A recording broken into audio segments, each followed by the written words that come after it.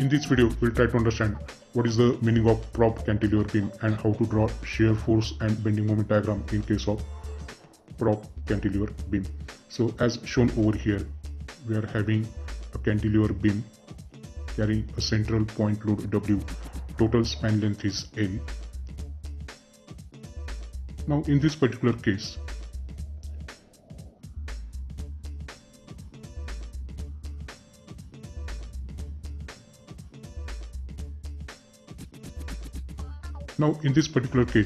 the cantilever is supported at the free end and this R is the support reaction.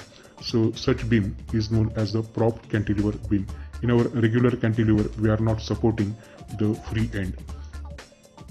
Now to solve this particular example, correct, we have to understand the concept of the slope and deflection over here. So first we'll visualize this particular arrangement as simply a cantilever beam carrying the point load, that is W, and because of that, whatever the deflection that will take place at point B is given by this particular formula. So the formula for this is WA cube upon 3EI plus WA square upon 2EI into B. In this particular case, A is L by 2 and B is equal to L by 2. In the next case, we'll assume that this cantilever is carrying the upward reaction, that is R, and because of that particular upward reaction, whatever the deflection that will take place is given by, it is the case of cantilever beam carrying the upward load. So in that particular case, the reaction is given by RL cube upon 3EI as shown over here.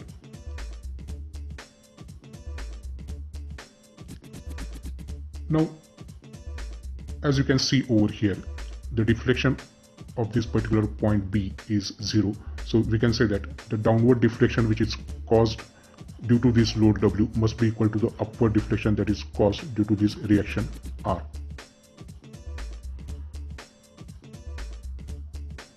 Using this condition, we can easily find out the value of R, and then once we know that particular value of R, we can easily draw shear force and bending moment diagram. So let us try to understand how to find out the reaction at this support, that is R.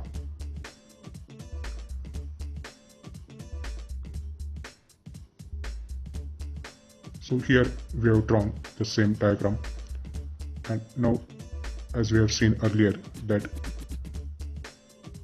the downward deflection of B due to the load W is nothing but it must be equal to the upward deflection which is caused because of the reaction R at point B.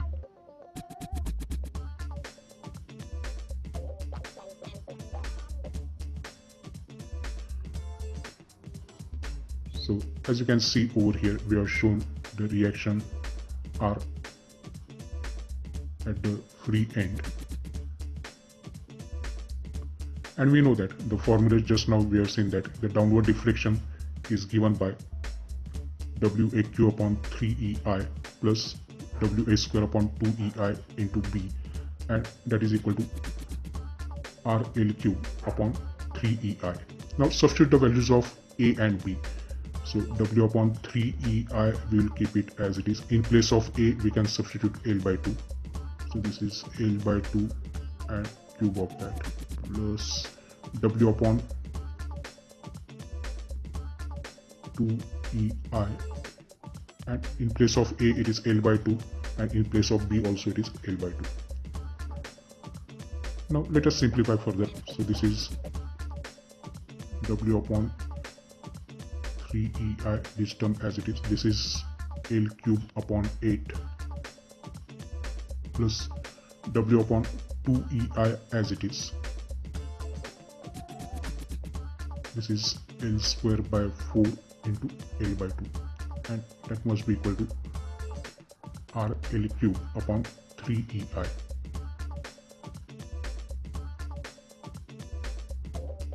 So this is WL cube upon 24 EI, 3 into 8, that is 24, plus WL cube divided by 4 into 2, that is 8 into 2, that is 16 EI, and that will be equal to RL cube divided by 3EI. Now take this W, we can take WL cube also common, so WL cube upon EI we have taken common, so it will be only 1 by 24 plus 1 by 16 that will remain inside the bracket. Now we can cancel out this L cube upon EI term from both the sides, so we are left with W into bracket 1 by 24 plus 1 by 16 is equal to R by 3. Or we can say that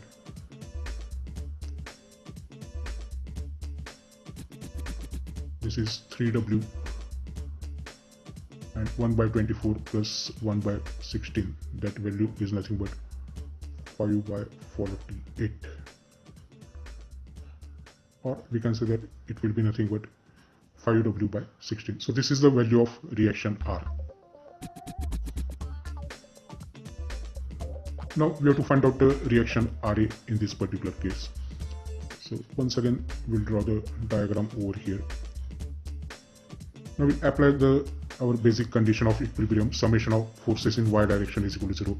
Upward forces, they are considered as positive, and downward negative. So RA is positive, R is positive, W is negative. So we can say that RA is equal to W minus R.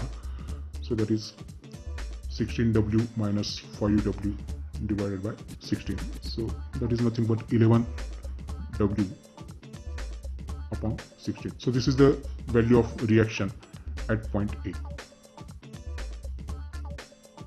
So let us write down those values. So R we have already calculated. So value of R is 5W by 16. Now we have to draw the shear force diagram. For that, the conventions that we'll assume is for cantilever beam, upward negative and downward positive. Once again we'll draw this diagram. The value of, so for shear force at point B, we have to start from right and we have to go towards left. So shear force at B is nothing but R, as shown over here, and this value of R is 5W divided by 16. Value of RA is 11W divided by 16. Now as it is acting in the upward direction and we have assumed upward negative, so this is minus 5W divided by 16. Similarly, shear force at just right of the C right, as there is no force that is acting between B and C, it will be same value. Exactly at C there is a downward acting point load of W, and we have assumed the downward loads as positive, so it is minus 5W by 16 plus W. In other words, this is 11W divided by 16. Again, from C to A there is no other force that is acting, so the shear force will remain same.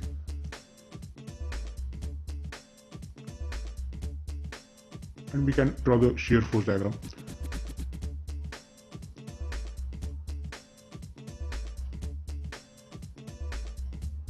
This is the baseline.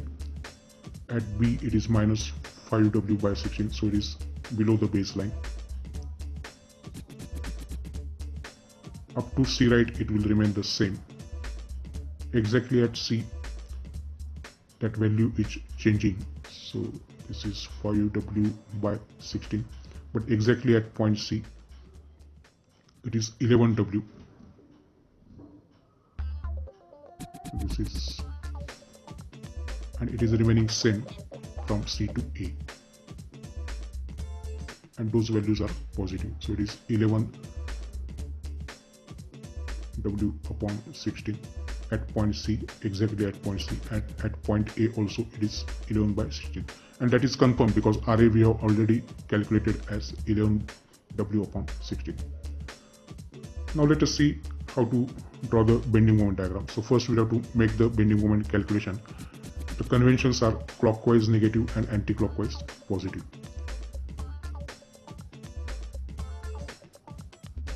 So bending moment at point B will be 0 because it is the free end. Then bending moment at point C. So consider all the forces on the right hand side of C. So this is the force R multiplied by L by 2 is the perpendicular distance, and it is producing the anti-clockwise moment, so it is positive, so it is 5WL by 32. Similarly, we have to find out bending moment at point A.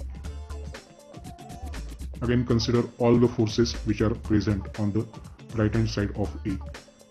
So on the right hand side of A, two forces are there. One is a reaction R and perpendicular distance from this R up to this is L, and it is anti-clockwise, so it is positive, and this W is producing clockwise moment, and perpendicular distance is L by 2, so minus W into L by 2. Substitute the value of R. We know that R is 5W by 16 into L minus WL by 2. Now we can take WL common from this, so it is 5 by 16 minus 1 by 2. So ultimately we'll get the value of bending moment at A as minus 3 by 16 into WL, and using those values we can draw the bending moment diagram also.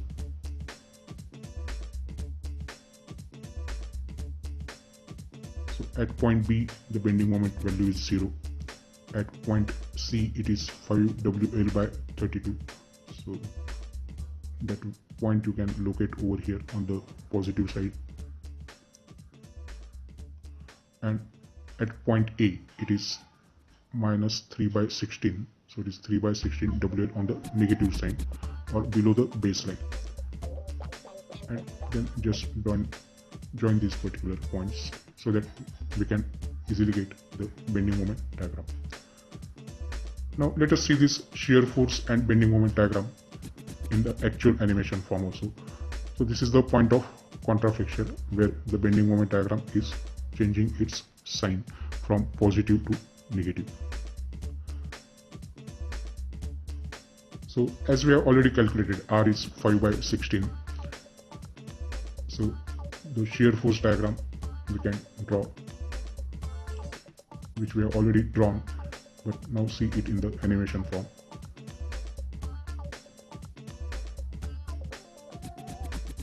Shear force at B is 5 by 16, just at right of C it is 5 by 16, exactly at C it is 11 by 16 W, and at point A it is 11 by 16 W. So in this way it is a shear force diagram. Similarly we can draw the bending moment diagram also for the same. Bending moment at point B it is 0. Then bending moment at point C it is 5 by 32 WL, and bending moment at A it is minus 3 by 16 WL. So in this way we can draw shear force and bending moment diagram in case of